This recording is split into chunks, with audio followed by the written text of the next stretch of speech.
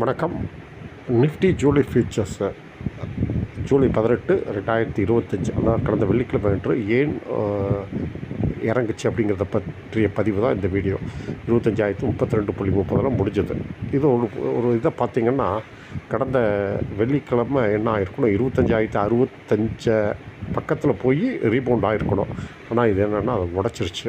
அதனால் இது down trend.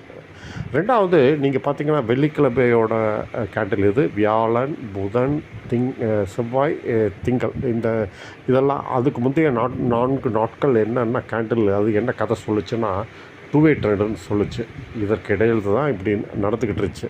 இது என்னென்னா வெள்ளிக்கிழமை கிளியர் பிரேக் டவுன் கொடுத்துருச்சு, டவுன் ட்ரெண்டுன்னு சொல்லுது.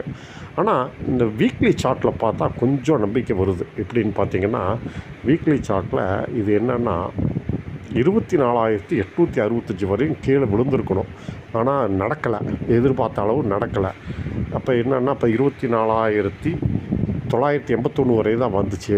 அப்புறம் இதனால் இது என்ன மீனிங் அப்படின்னு பார்த்திங்கன்னா, ஷார்ட் செல்லர்ஸ்னால் ஜென்ரேட் பண்ண முடியல. அப்போ ஒரு ரீபவுண்ட் இருக்க வாய்ப்பு அப்படின்னு சொல்லுது. சரி, இப்போ என்ன நிலைகள் பார்த்துருவோம்.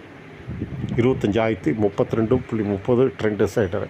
இதற்கும் கீழே வர்த்தகமானால் டவுன் ட்ரெண்டு, டவுன் டார்கெட் 24,843. இதுதான் டார்கெட்டு. இங்கே இப்போ பட்டு இது ரீபவுண்ட் ஆகணும், இதுதான் எதிர்பார்ப்போம். சரி, 25,032.30க்கு மேலே வர்த்தகம் ஆச்சுன்னா மேலே ஏற வாய்ப்பு. 25,221 என்ற நிலை வரை ஏற்றம் இருக்க வாய்ப்பு. அதையும் தாண்டி ஹோல்டு சேர்த்தால் 25,410 என்ற நிலை வரை போக வாய்ப்பு இருக்குது. பார்ப்போம் என்ன நடக்கிறது என்று பார்ப்போம். வர்த்தக வெற்றி வர வாழ்த்துக்கள். நன்றி, வணக்கம். மீண்டும் அடுத்த வீடியோவில் சந்திப்போம்.